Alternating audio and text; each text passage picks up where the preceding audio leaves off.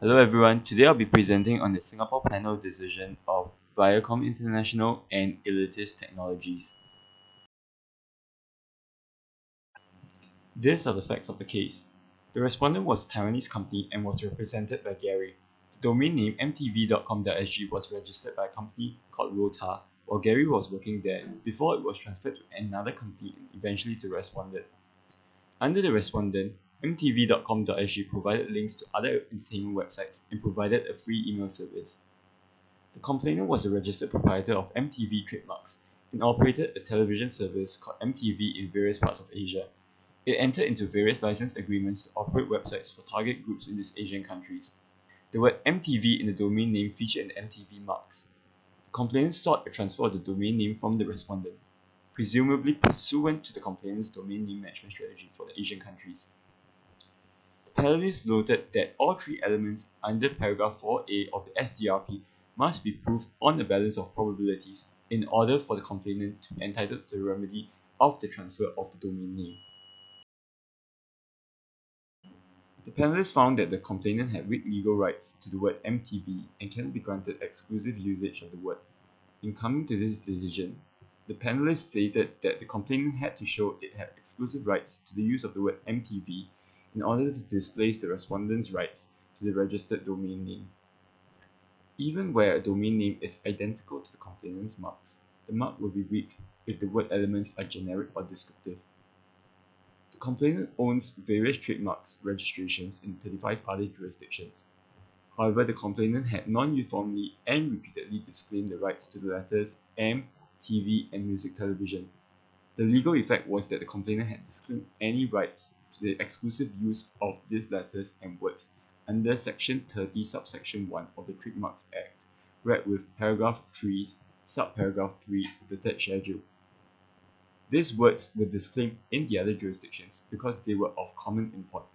In view of the disclaimers, the words music television cannot be registered under Section 7, Subsection 1c of the Trademarks Act because they were descriptive of the complainant's business.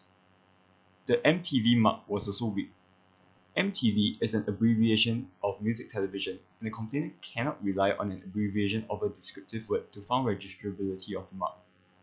Accordingly, while the complainant's MTV marks are identified as music television and its abbreviation MTV, the word music television and its abbreviation MTV is not necessarily associated with the complainant's marks. Thus, the complainant had weak legal rights over the words MTV. Further, under Section 7, Subsection 1d of the Trademarks Act, the complainant could not exert exclusive rights over the word MTV.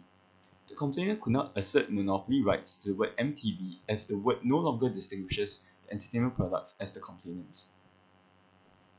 A Chinese to English dictionary shows that the word had become a transliteration for music television in the Chinese language.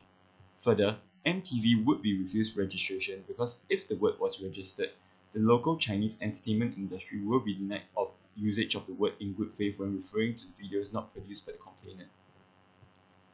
Regarding goodwill, reputation, as well as the likelihood of confusion, the panelists noted that the word MTV also meant music videos, and the complainant cannot prove a sufficient goodwill arising from the word to support a passing off action. There was no evidence to show that the domain name was registered as an instrument of fraud for passing off as an alternative to extract money for the sale of the name. There was no evidence that traffic intended for the complainant was erroneously channeled to the respondent's website, and the complainant was unlikely to suffer harm to establish passing off. Further, the respondent had removed links to the complainant's affiliates, and there was no likelihood of confusion. While the findings in the first element was enough to dispose of the case, the panelists went on to discuss the remaining elements under paragraph 4a. Regarding legitimate interest in the domain name, the panelists found that since MTV had become an abbreviation for Chinese music videos, there was no clear evidence that the respondent had no legitimate interest in the domain name. Next, the panelists went on to discuss whether there was any bad faith on the part of the respondent. He noted that this third requirement is more relaxed than the equivalent element in UDRP. The transfer of the domain name did not assist the respondent that the domain name was registered in good faith. However, the panelists found that the respondent's offer to sell the domain name to the complainant for $200,000 cannot establish the fact that the registrant had acquired the domain name primarily for the purpose of selling the domain name to the complainant. According to him, the domain name was an integral part of the respondent's business, and that significant time and resources have been expended and the domain name would not be sold. The removal of the links also meant that the respondent had not sought to create a likelihood of confusion with the complainant's marks for commercial gain. The domain name was also generic, and given that there was no clear evidence that the respondent had used the domain name to attract commercial gain by creating a likelihood of confusion, there was no bad faith on the part of the respondent. Finally, the panelists made no finding of reverse domain name hijacking. According to him, the complainant had brought about proceedings in good faith, relying on the marks, but ultimately failed because the word MTV had become generic. However, as the complainant had failed to prove all three elements under paragraph 4a of the SDRP, the transfer of mtv.com.sg was denied.